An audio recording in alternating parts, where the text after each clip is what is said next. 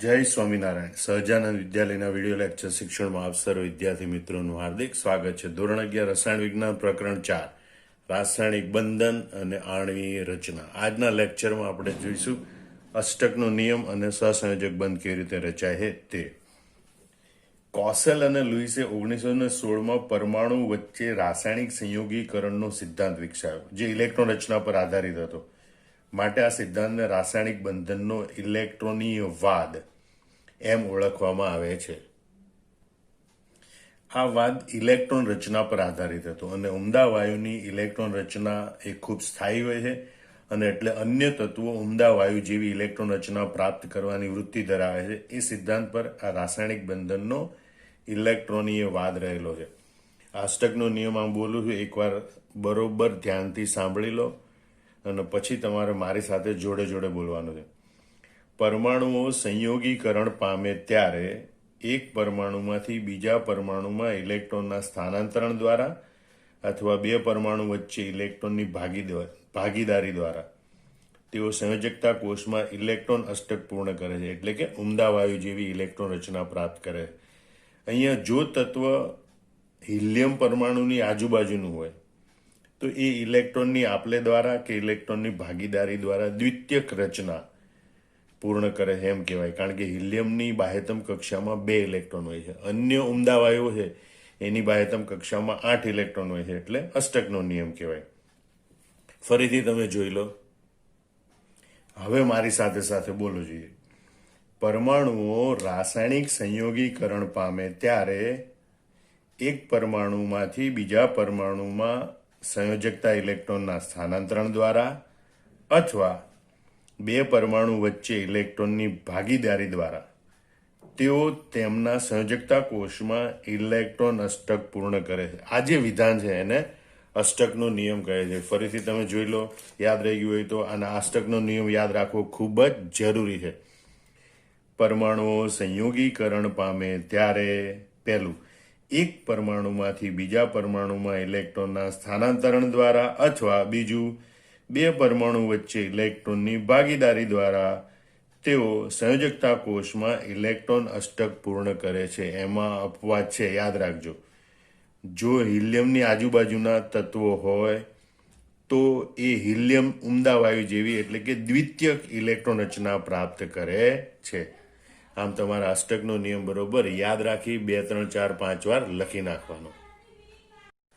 હવે લુઈસે એમ સમજાવ્યું હતું કે અષ્ટક રચના પ્રાપ્ત કરે અને 8 ઇલેક્ટ્રોન એ સમઘનીય રચનામાં હોય છે. જ્યારે લેંગમ્યુરે 1919માં લુઈસની જે ધારણા હતી એમાં સુધારો કર્યો. એણે કીધું કે અષ્ટકના 8 ઇલેક્ટ્રોન એ સ્થાયી સમઘનીય રચનામાં હોવાને બદલે સહસંયોજક બંધની સંકલ્પના રજૂ કરી. એટલે કે પરમાણુઓ વચ્ચે ઇલેક્ટ્રોનની ભાગીદારી થાય અને અષ્ટક રચના પ્રાપ્ત કરે છે, જેથી તેઓ સ્થાયી રચના, ઉમદા વાયુ જેવી સ્થાયી રચના પ્રાપ્ત કરી શકે. આમ લેંગમ્યુરે 1919માં લુઈસની ધારણામાં સુધારો કર્યો. લુઈસની ધારણા કઈ હતી? અષ્ટકની સ્થાયી સમઘનીય રચના હોય એવી ધારણા હતી. એને બદલે એણે કીધું કે સહસંયોજક બંધ રચાય અને એટલે ઇલેક્ટ્રોન અષ્ટક રચના પ્રાપ્ત કરે અને સ્થાયી રચના પ્રાપ્ત કરે. તો સહસંયોજક બંધની વ્યાખ્યા બરોબર જોઈ લો. ઇલેક્ટ્રોનની ભાગીદારીથી રચાતો બંધ એટલે સહસંયોજક બંધ. સામાન્ય રીતે આપણે આવું કહીએ, પણ એને વિસ્તારપૂર્વક આવી રીતે લખાય કે જ્યારે કોઈ સમાન કે વિષમ તત્વના 2 કે વધુ પરમાણુઓ ઇલેક્ટ્રોનની સહિયારી ભાગીદારીથી સ્થાયી અષ્ટક રચના પ્રાપ્ત કરે ત્યારે રચાતા બંધને સહસંયોજક બંધ કહે છે.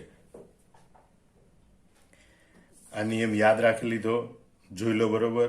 હવે તમારે મારી સાથે સાથે આ નિયમ બોલવાનો છે કે જ્યારે કોઈ સમાન કે વિષમ તત્વના 2 કે વધુ પરમાણુઓ ઇલેક્ટ્રોનની સહિયારી ભાગીદારીથી સ્થાયી અષ્ટક રચના પ્રાપ્ત કરે ત્યારે તેમની વચ્ચે રચાતા બંધને સહસંયોજક બંધ કહે છે.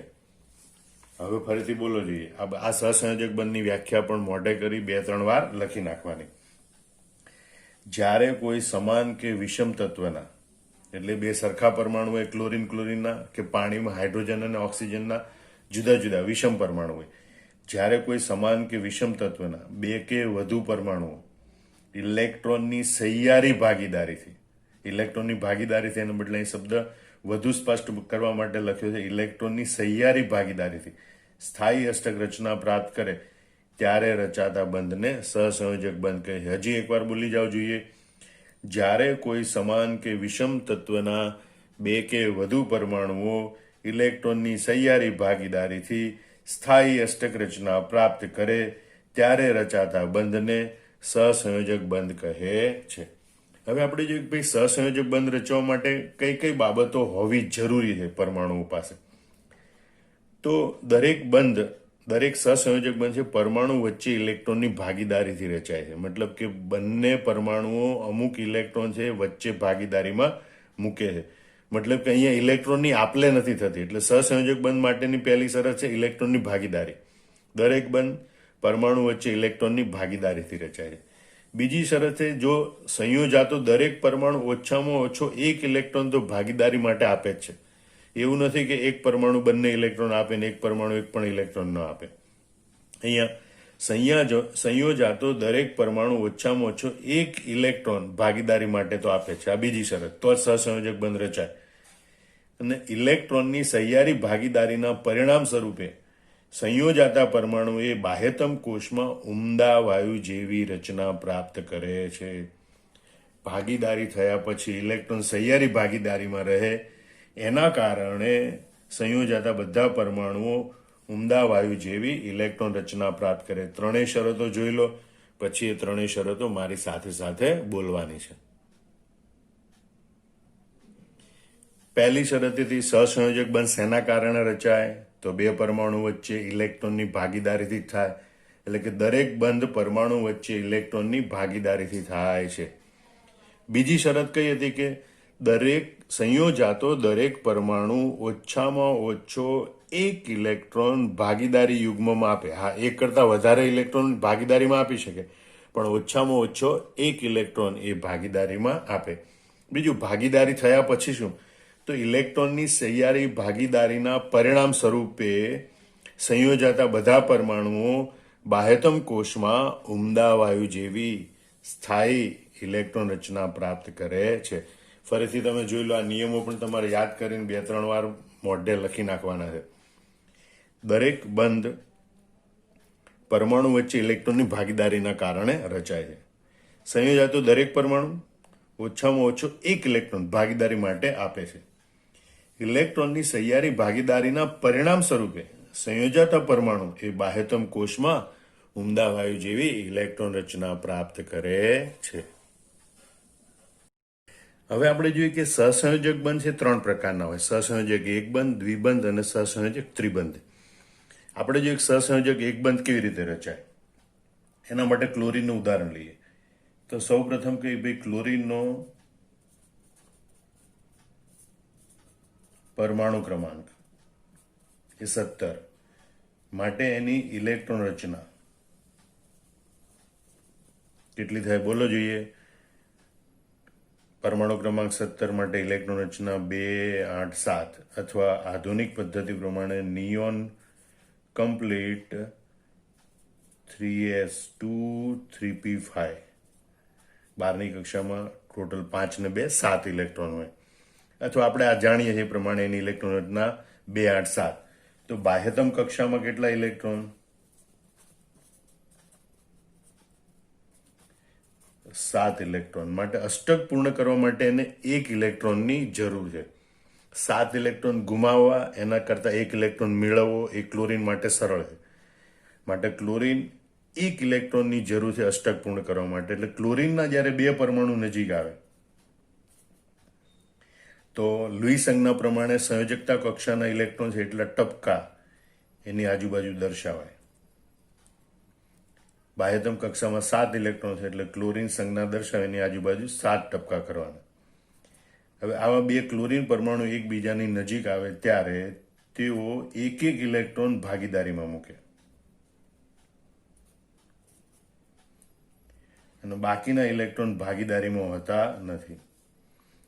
આ ભાગીદારીમાં હોય અને બંધકારક ઇલેક્ટ્રોન કહેવાય અને ભાગીદારીમાં નથી અને અબંધકારક ઇલેક્ટ્રોન કહેવાય અથવા તો ઇલેક્ટ્રોન યુગ્મ કહેવાય. હવે અહીંયા ઇલેક્ટ્રોનની સહિયારી ભાગીદારી છે. મતલબ કે આ બંને ઇલેક્ટ્રોન હવે પહેલા ક્લોરીન પરમાણુના પણ છે અને બીજા ક્લોરીન પરમાણુના પણ છે. જો આ બંને ઇલેક્ટ્રોન પહેલા ક્લોરીન પરમાણુના હોય તો પહેલા ક્લોરીન પરમાણુનું અષ્ટક અહીંયા પૂર્ણ થાય છે. જો બંને ઇલેક્ટ્રોન બીજા ક્લોરીન પરમાણુના હોય તો એનું પણ અહીંયા અષ્ટક પૂર્ણ થાય છે. આમ ઇલેક્ટ્રોનની સહિયારી ભાગીદારી થાય છે, યાદ રાખજો. અને એના કારણે બંને પરમાણુઓના સંયોજકતા કોષમાં ઉમદા વાયુ જેવી ઇલેક્ટ્રોન અષ્ટક રચના પૂર્ણ થાય છે. અને એટલે આખો અણુ છે એ વધુમાં વધુ સ્થાયીતા પ્રાપ્ત કરે છે, જેને ટૂંકમાં આપણે આવી રીતે પણ દર્શાવીએ છીએ કે Cl બોન્ડ Cl, બરોબર. અણુ તરીકે આપણે એટલે જ એને Cl2 અણુ તરીકે લખીએ છીએ. જેમાં ક્લોરીન ક્લોરીન વચ્ચે જે એક જ લાઈન દોરેલી છે તે દર્શાવે છે કે બે ક્લોરીન પરમાણુ વચ્ચે સહસંયોજક એકલ બંધ હોય છે અને સહસંયોજક એકલ બંધની સંખ્યા 1 હોય છે. આમ ક્લોરીન પરમાણુ વચ્ચે આ રીતે સહસંયોજક એકબંધ રચાય છે. હવે તમે જો સહસંયોજક એકબંધ કોને કહેવાય? જો બે પરમાણુ વચ્ચે એક એક ઇલેક્ટ્રોનની ભાગીદારી થાય અથવા જો બે પરમાણુ એક એક ઇલેક્ટ્રોનની ભાગીદારી કરે તો તેમની વચ્ચે રચાતા બંધને સહસંયોજક એકબંધ અથવા સહસંયોજક એકલ બંધ કહે છે. એવું આપણે ફ્લોરીનનું ઉદાહરણ લઈએ. ફ્લોરીનનો પરમાણુ ક્રમાંક 9, માટે તેની ઇલેક્ટ્રોન રચના 2 7, બાહ્યતમ કક્ષામાં 7 ઇલેક્ટ્રોન.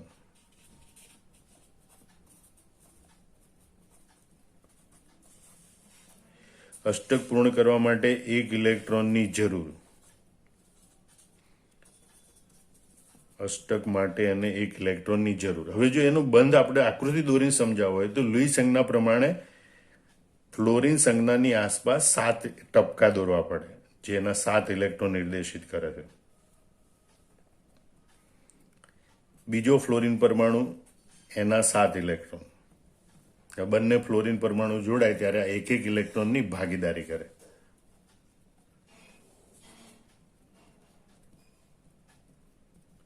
અને એના કારણે આ ઇલેક્ટ્રોન યુગ્મ, ઇલેક્ટ્રોનનું જોડકું બંને પરમાણુ વચ્ચે ભાગીદારીમાં રહે. ભાગીદારીમાં 1 ઇલેક્ટ્રોન યુગ્મ છે, એટલે કે કુલ 2 ઇલેક્ટ્રોન છે. એના કારણે ફ્લોરીન પરમાણુ છે એની ઇલેક્ટ્રોન રચના ઉમદા વાયુ જેવી પ્રાપ્ત થાય છે. બીજો ફ્લોરીન પરમાણુ છે એની ઇલેક્ટ્રોન રચના પણ ઉમદા વાયુ જેવી પ્રાપ્ત થાય છે. આમ ફ્લોરીન વચ્ચે F બોન્ડ F સહસંયોજક એકબંધ રચાય છે, જેને આપણે એટલે જ F2 અણુ તરીકે દર્શાવે. એટલે F2 અણુમાં 2 ફ્લોરીન પરમાણુ વચ્ચે એક સહસંયોજક એકલ બંધ હોય છે. ફરીથી સાંભળી લો, F2 અણુમાં 2 ફ્લોરીન પરમાણુ વચ્ચે એક સહસંયોજક એકલ બંધ હોય છે. આમ 2 પરમાણુ વચ્ચે એક એક ઇલેક્ટ્રોનની ભાગીદારી થાય તો એમની વચ્ચે રચાતા બંધને સહસંયોજક એકબંધ અથવા સહસંયોજક એકલ બંધ કહે છે. હવે આપણે જે પાણીના અણુમાં સહસંયોજક બંધની રચના કેવી રીતે થતી છે, તો પાણીનો અણુ 2 પરમાણુનો બનેલો છે, હાઇડ્રોજન પરમાણુ અને ઓક્સિજન પરમાણુ. હાઇડ્રોજનનો પરમાણુ ક્રમાંક 1, માટે એની ઇલેક્ટ્રોન રચના 1 અથવા તો કહેવાય 1s1. એની બહારની કક્ષામાં ઉમદા વાયુ જેવી ઇલેક્ટ્રોન રચના પ્રાપ્ત કરવા માટે 1 ઇલેક્ટ્રોનની જરૂર છે, કારણ કે એની બાજુમાં હિલિયમની ઇલેક્ટ્રોન રચના 1s2 છે. એટલે 1 ઇલેક્ટ્રોન પ્રાપ્ત કરવો પડે અથવા તો 1 ઇલેક્ટ્રોન ગુમાવવો પડે અથવા તો 1 ઇલેક્ટ્રોનની ભાગીદારી કરવી પડે તો ઉમદા વાયુ જેવી ઇલેક્ટ્રોન રચના હાઇડ્રોજન પ્રાપ્ત કરી શકે. ઓક્સિજનનો પરમાણુ ક્રમાંક 6,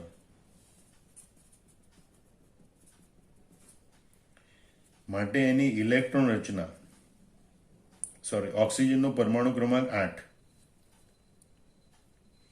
માટે તેની ઇલેક્ટ્રોન રચના 2 6 થાય. એની બાહ્યતમ કક્ષામાં 6 ઇલેક્ટ્રોન છે.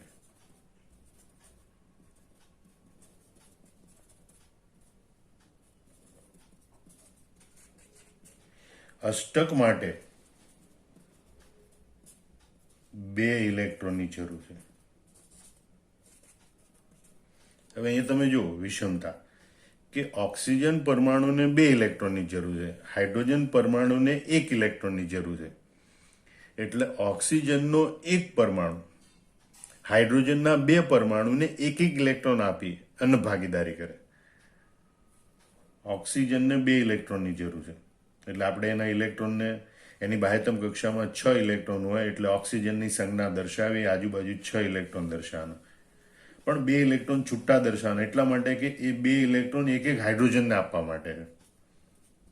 હાઇડ્રોજન પાસે 1 ઇલેક્ટ્રોન છે એટલે એ હાઇડ્રોજન 1 ઇલેક્ટ્રોન અહીંયા ભાગીદારીમાં મૂકે, બીજો હાઇડ્રોજનનો પરમાણુ બીજો ઇલેક્ટ્રોન અહીં ભાગીદારી મૂકે અને એટલે આ પ્રમાણે બંધની રચના થાય. હાઇડ્રોજનનો ઇલેક્ટ્રોન છે એને હવે આપણે ચોકડી વડે દર્શાવીએ તો ઓક્સિજન છે એની અષ્ટક રચના પૂર્ણ થાય એટલે કે ઉમદા વાયુ જેવી ઇલેક્ટ્રોન રચના પ્રાપ્ત થાય. હાઇડ્રોજન છે એને અષ્ટક રચનાથી પૂર્ણ થતી પણ નજીકના નિષ્ક્રિય વાયુ હિલિયમ જેવી દ્વિતીયક રચના પ્રાપ્ત થાય છે અને ઉમદા વાયુની રચના સ્થાયી હોય છે. આમ પાણીના અણુમાં આ પ્રમાણે OH બંધ રચાય છે. તો સાહેબ 2 બંધ બન્યા તો એને સહસંયોજક દ્વિબંધ ના કહેવાય? ના, કારણ કે 2 પરમાણુ વચ્ચે ભાગીદારીમાં બંને પરમાણુએ એક એક ઇલેક્ટ્રોન મૂકેલો છે એટલે આ સહસંયોજક એકલ બંધ, આ સહસંયોજક એકલ બંધ અને 2 સહસંયોજક એકલ બંધ કહેવાય છે. આમ એમ કહેવાય કે ભાઈ પાણીમાં 2 OH સહસંયોજક એક બંધ અથવા તો એકલ બંધ હોય છે. બરોબર. હવે અહીંયા એમ ના કહેવાય કે સહસંયોજક દ્વિબંધ હોય છે, કારણ કે 2 પરમાણુ વચ્ચે ભાગીદારી એક એક ઇલેક્ટ્રોનની જ થાય છે એટલે એક વખત એક એક ઇલેક્ટ્રોનની ભાગીદારી, બીજા પરમાણુ સાથે બીજી વખત એક એક ઇલેક્ટ્રોનની ભાગીદારી, એનો મતલબ કે 2 સહસંયોજક એક બંધ રચાય છે, એ દ્વિબંધ રચાતો નથી. બીજું પાણીનો અણુ સાહેબ આવી રીતે ના લખી શકાય HOH, તો મોટા ભાગે પાણીના અણુને આપણે આવી રીતે દર્શાવીએ, જે આપણે આગળ અભ્યાસમાં ભણીશું ભાઈ શા માટે પાણીના અણુને આવી રીતે કોણીય રીતે દર્શાવાય, શા માટે રેખીય રીતે ન દર્શાવાય, એ તમે અત્યારે આ પ્રશ્ન મગજમાં યાદ રાખજો. હવે આપણે જોઈએ કાર્બન ટેટ્રાક્લોરાઇડમાં સહસંયોજક બંધની રચના કેવી રીતે થાય. તો કાર્બન અને ક્લોરીન બંનેની ઇલેક્ટ્રોન રચના લખીએ તો કાર્બનનો પરમાણુ ક્રમાંક 6 માટે એની ઇલેક્ટ્રોન રચના 2 4, બાહ્યતમ કક્ષામાં 4 ઇલેક્ટ્રોન, અષ્ટક પૂર્ણ કરવા માટે 4 ઇલેક્ટ્રોનની જરૂરી ઇલેક્ટ્રોન કેટલા? 4. બાહ્યતમ કક્ષામાં ઇલેક્ટ્રોન કેટલા? 4. ક્લોરીન એનો પરમાણુ ક્રમાંક 17, ઇલેક્ટ્રોન રચના 2 8 7, પહેલી કક્ષામાં 2, બીજી કક્ષામાં 8, બાકી વધ્યા 7 ત્રીજી કક્ષામાં. એટલે બાહ્યતમ કક્ષામાં કેટલા ઇલેક્ટ્રોન? 7. અષ્ટક પૂર્ણ કરવા માટે જરૂરી ઇલેક્ટ્રોન કેટલા? 1. એનો મતલબ 4 1નો રેશિયો હોય. તો કાર્બનનો 1 પરમાણુ અને ક્લોરીનના 4 પરમાણુ વચ્ચે એક એક ઇલેક્ટ્રોનની ભાગીદારી થાય અને 4 સહસંયોજક એક બંધ રચાય. કાર્બનનો એક એક ઇલેક્ટ્રોન 4 ઇલેક્ટ્રોન છૂટા ભાગીદારી માટે, જેને આપણે ચોકડી વડે દર્શાવીએ, અને 4 ક્લોરીન પરમાણુ છે જેની સાથે જોડાવાના છે, એની પાસે બાહ્યતમ કક્ષામાં 7 ઇલેક્ટ્રોન હોય.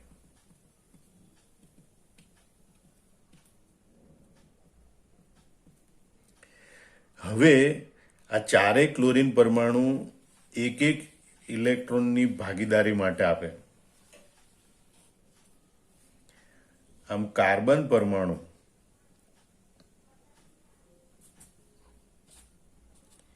એના 4 ઇલેક્ટ્રોન 4 ક્લોરીન પરમાણુ સાથે ભાગીદારીમાં મૂકે છે. એટલે ક્લોરીન છે એનું પણ અષ્ટક રચનાઓ પૂર્ણ થાય અને કાર્બન પરમાણુની પણ અષ્ટક રચના અહીંયા પૂર્ણ થાય છે. દરેક ક્લોરીન પરમાણુ છે એની અષ્ટક રચના પૂર્ણ થાય છે, કારણ કે દરેક ક્લોરીન પરમાણુને એક એક ઇલેક્ટ્રોન ભાગીદારીમાં કાર્બન પરમાણુ પાસેથી મળે અને કાર્બન પરમાણુ પાસે 4 ઇલેક્ટ્રોન છે અને 4 ક્લોરીન પરમાણુ પાસેથી ભાગીદારીમાં 4 ઇલેક્ટ્રોન મળે એટલે કુલ 8 ઇલેક્ટ્રોન થાય અને કાર્બન પરમાણુ છે એનું પણ અષ્ટક રચના પ્રાપ્ત થાય છે. આમ કાર્બન ટેટ્રાક્લોરાઇડમાં 4 સહસંયોજક એકલ બંધ બને, 4 CCl સહસંયોજક એકલ બંધ રચાય છે. એટલે કાર્બન ટેટ્રા, ફરીથી સમજી લો, કાર્બનનો પરમાણુ ક્રમાંક 6 માટે ઇલેક્ટ્રોન રચના 2 4, એટલે બાહ્યતમ કક્ષામાં 4 ઇલેક્ટ્રોન, એટલે કાં તો એને 4 ઇલેક્ટ્રોન ગુમાવવા પડે, 4 ઇલેક્ટ્રોન મેળવવા પડે, અથવા 4 ઇલેક્ટ્રોનની ભાગીદારી કરવી પડે. ટૂંકમાં અષ્ટક પૂર્ણ કરવા માટે એને 4 ઇલેક્ટ્રોનની જરૂર છે. ક્લોરીનનો પરમાણુ ક્રમાંક 17, ઇલેક્ટ્રોન રચના 2 8 7, બાહ્યતમ કક્ષામાં 7 ઇલેક્ટ્રોન, અષ્ટક પૂર્ણ કરવા માટે 1 ઇલેક્ટ્રોનની જરૂર. અને એટલે કાર્બનનો એક જ પરમાણુ અને ક્લોરીનના 4 પરમાણુ એક ઇલેક્ટ્રોન આપે. કાર્બનના 4 ઇલેક્ટ્રોન છે એ એક ક્લોરીન પરમાણુ સાથે ભાગીદારી કરે. આમ તમે જોઈ શકો છો કે કાર્બન ટેટ્રાક્લોરાઇડમાં 4 CCl સહસંયોજક એકબંધ બને છે અને ઇલેક્ટ્રોનની સહિયારી ભાગીદારીને કારણે ચારેય ક્લોરીન પરમાણુ અને મધ્યમાં રહેલો કાર્બન પરમાણુ એ બધા જ ઉમદા વાયુ જેવી ઇલેક્ટ્રોન અષ્ટક રચના પ્રાપ્ત કરી શકે છે. આ રીતે CCl4 માં સહસંયોજક બંધની રચના થાય છે.